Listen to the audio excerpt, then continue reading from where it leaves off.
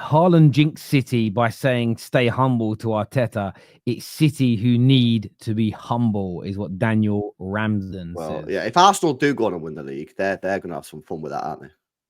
Let's be honest. Oh, can you imagine? Can you imagine? I'm deleting Twitter. I'm making all my videos private. That's what I'm praying. Yeah, if that happens, man. We'll kind of get away with it if Liverpool win it, because obviously he didn't say it to Liverpool. But if Arsenal go on and win it, which they won't, Liverpool will, then yeah, that's nasty, man. That's some nasty work. I can't lie. That's a meme for life. That's a meme for life. That is a meme for life, man. For life. This here from Andoni says, what will be embarrassing, Terry, is City still getting a 5p after a sluggish start. Terrible for Arsenal and Liverpool, maybe even Chelsea. Yeah, if City do win it from here, what does this say about Liverpool, about Arsenal, maybe Chelsea? Well, what it would say for me, yeah. This is the funny thing about Liverpool, right? I said, remember on the show when before pre-season, I said what Liverpool have done is a disgrace. Only giving Slot Chiesa is an absolute disgrace, right? And I got some criticism from Liverpool fans. I'm not entirely sure why, because I was advocating that you clubs spend money, which all fans should do, right? So, and then when Liverpool started cooking, I started getting DMs and like people at me on Twitter saying, "What are you saying now, LB?" Well, the thing is, lads, yeah, the closer you get to the title without winning it, providing you don't win it, proves my point even more. Because if say City do win the league and Liverpool finish second by a point, that makes it even worse, the fact that you didn't spend, because it means that maybe one single player at 40, 50 mil could have been the difference between you winning the league and not winning the league. So what it tells me is if City do go on and win this league, is, again, the recruitment of Liverpool and Arsenal is not good enough. The fact that Arsenal are buying the wrong type of players and Liverpool are just buying no players at all. And I think it throws into doubt Arteta's future massively. Because this is what Arsenal fans have been saying, right? They've been saying, Pep leaves, Arteta will be winning the Prems. That's what they've been saying for ages, right? Well, first of all, Pep's not leaving. He signed a new 2-year contract. And if Pep doesn't win the league with City and Liverpool do, what will they say? I've got a question for you. It's a little bit tongue-in-cheek, but I've got to ask it.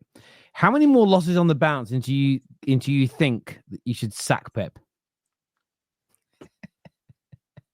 like how many more on the bounce until it becomes, and I'm saying this is a bit of a joke to Standards FC as well, because they say that what you've won is irrelevant if the results start becoming embarrassing. So what is it, 7, 8? Like, what if you lost 10 on the bounce? I wouldn't sack it. I think I wouldn't sack him. You know what I mean? This season. But say we got to the end of the year and it was like, you know, we finished like 10th or something, and it was just a disaster. You had player battles and player v manager issues, and maybe you just go Pep would probably say, listen, I'm this ain't for me.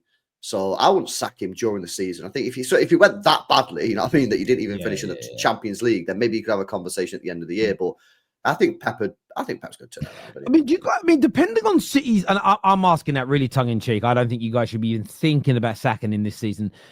But if he doesn't, Dan, imagine City don't make the Champions League, because I know that they're going to sign in January, but sometimes it takes players a year to settle. What if they don't make the Champions League? What if they don't win trophies and don't make the Champions League? Pep's must have done enough to not be like sacked for that underachievement. Yeah, man, there's credit in the bank, but at the same time, there's standards as well. And I think that Manchester City should be winning at least one trophy every single year. With the money they spend, with the players they've got, with the management they've got the best of everything. The standard should be to win everything, right? So if you don't win that, I just see that comment. If you don't win that, then I think you need to look at that. But look, he's got so much credit in the bank. He's the best manager in the world right now. Yeah, I think he will turn it around. I think he will start to win games. Whether you win, I don't know. I mean, you don't look good enough to win the Champions League. You don't look good enough to win anything at the moment. But things can change. Football can change massively. If they don't win it, if they win it this year, my God, Liverpool have crumbled like big time. It's like been a complete and utter crumble.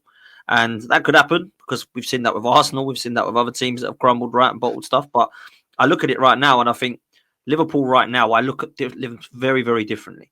And I don't think we've appreciated how good Arne Slot's done here, by the way. I actually don't. So for me, I think when you look at what Pep could do, I think he's not going to start losing 10 in a row, 12 in a row. That's just not going to happen, in my opinion. No. It wouldn't even surprise me. It wouldn't even surprise me.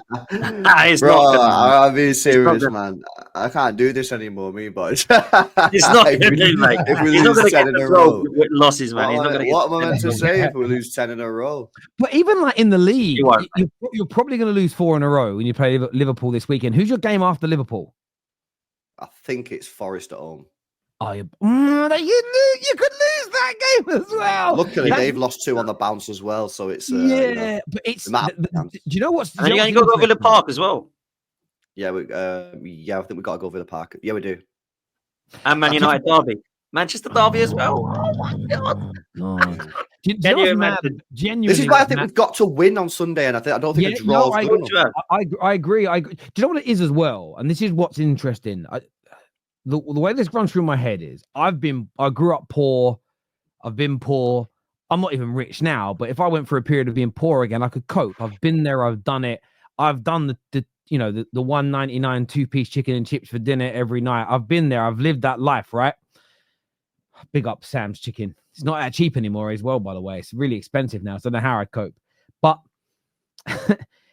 if you've always been rich, if you've always been wealthy, becoming broke's harder, in my opinion. And I look at this City team now. Some of the older fans get it, but you look at the hierarchy at the club, the manager, the players, they've never been through this, not as a collective. And that's why if you don't get back into a winning run soon, we saw it with Chelsea for 2 seasons. It was so hard for them to get out of their rut because as a football club, it wasn't like being a smaller, lesser team. It was so alien to them. It was almost like they didn't know how to cope through it. And what's suddenly happening when teams play City, everybody fancies their chances. And it's just a different world. And look, it's not my club, so I'm enjoying watching it. But from a psychological element, and I love that part of football, I love the mentality side of it.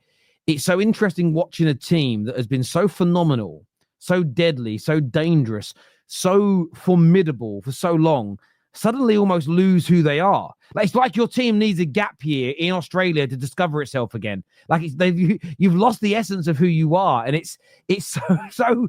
I'm not gonna lie, it's fucking brilliant to watch because I've been waiting for a little downfall for you guys for a while. It has been too long, and I'm loving it. It's been brilliant watching Man City's downfall. It really has, and it's something I just did not see happening. Right, but what's frustrated me the most is that we ain't the ones there that are capitalising. It's Liverpool. That's the one thing that's frustrated me the most, right? The other thing I will say is I think Pep's going to change things up. I don't see him going with the same stuff at the moment. I think he's going to have to go with like Rico Lewis at right back instead of Walker. I think he's going to have to put John Stones in midfield instead, get some legs in there. I don't think he's going to. Kanji might have to come back and play centre back or right back or something. He's going to have to change something, man. He can't just keep playing the same team. It's not working. He's got to mix it up, and I think Pep knows that now. You can't lose 5 in a row and then still just keep doing what you're doing. Something's got to change it up, man. And I know that they haven't got the best of squads at the moment in terms of strength and depth, but you've got to try with what you've got to mix it up right now. And I think that he will do that. I expect you to win tonight, and I think I don't want to say that you'll definitely lose at the weekend because the way you're playing, you probably definitely will if you play like that. I just can't see Man City turn up at Anfield doing that. I cannot. I think it's something they've got to change something. LB, you have to. There's something he's got to do. Pep, I'd have got that attack at Liverpool and just see what happens in it. Can I ask a question about Pep as well, though?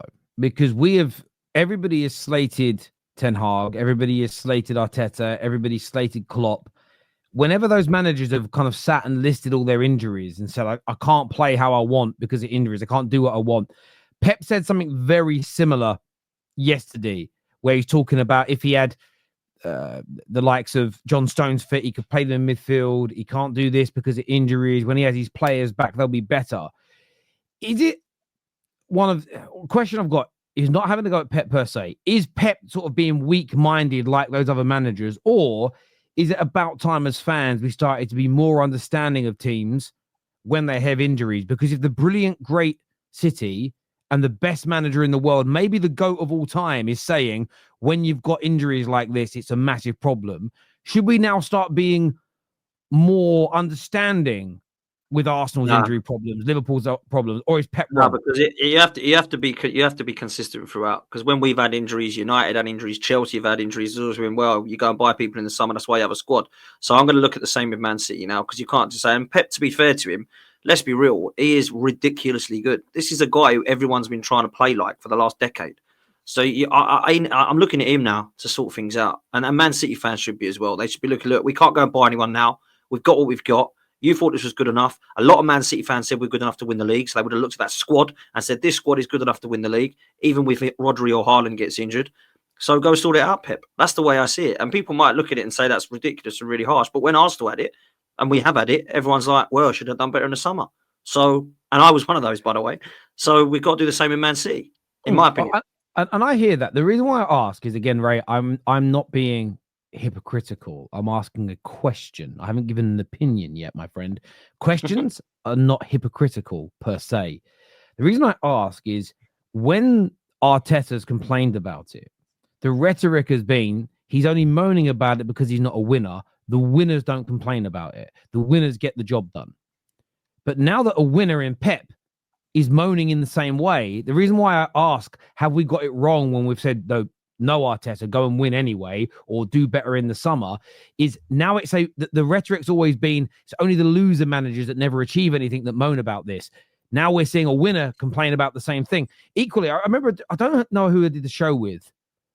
Might have been Hassam last year, where he was kicking off and talking about Varane, saying Varane has been suckered into that like loser mentality at Man United because he's complaining about the amount of games that players have to play. And it's only the managers and the clubs and the players who win nothing that moan about the volume of games. But we've now started to see Pep and City complain about that, and they're serial winners. So the reason why I'm asking, Ray, isn't because I'm being a hypocrite, is I'm asking the question, have we got it wrong? If you get something wrong and then change your mind, that's the complete opposite of a hypocrite. So I just want to pose a question to the boys. Yeah, but at the same time, did these other teams legitimately have the same amount of injuries as us? You could argue last season Man United and Chelsea had more. No, but you're not in a title race. We're talking about Liverpool and Arsenal, aren't we? But we're talking about the concept of it. I suppose it's got to be applied contextually.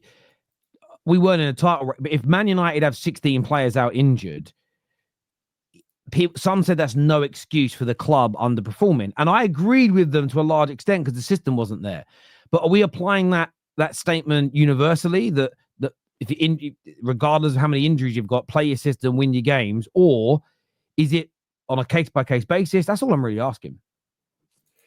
I don't know. Yeah, probably case-by-case basis. I mean, we have been hit with our insane injury outbreak. Yeah, it's been mad. Walker's been injured, Stones is injured, Diaz is injured, Ake's been injured, Akanji's been injured, Rodri's injured, Oscar Bob's injured, Grealish, Doku, Savio have all been injured. Like De Bruyne injured. Literally, our whole team's literally been injured. The only players that have not been injured, by the way, we're only in November, is Ederson, Gvardiol, and I think Haaland. That's literally it. I mean, everyone's been injured. So that's the situation. I'm not using it as an excuse. That's not the reason why. The reason is poor transfer window. Tiki let us down.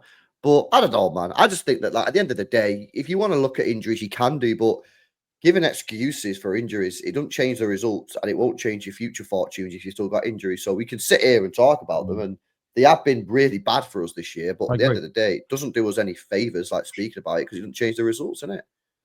No, listen, I agree with you both. My mind ain't changed. I think there is an element that you can look at injuries, but you've got to look at the squad building, because if the signings of Nunez and Phillips would have worked, and if Savio and Doku and Grealish were scoring and putting outputs that the players of their price should cost, you'd be top of the league or much closer to Liverpool, and therefore the injury to Rodri would have been not inconsequential, but it wouldn't have had the impact that it has done. Not to fall off the way you have as well. You know, I think about when Man United lost Cantona, and that wasn't to an injury; it was to suspension.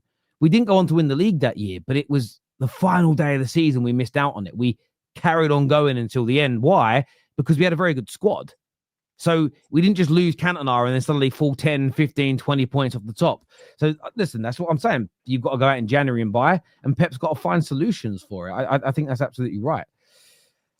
Super chat here says, if it wasn't for the 3 red cards that no other team has seen yet, we may have been 3 points behind or level. Banter aside, be honest. Are we still complaining about this? Is this Arsenal with 3 red cards? Is this what we're talking about? Yeah, must be. No one else had them. Oh, man. Dear me, this is crazy. We're still complaining about this. Like, big up to you, Nathan, but let's move past that, man. Come on. Like, let's just move past that. We haven't been good enough this season, even without the red cards. Yeah, because let's just be real. We didn't get a red card against Newcastle, and we dropped points there. We didn't get a red card against Liverpool. We dropped points there.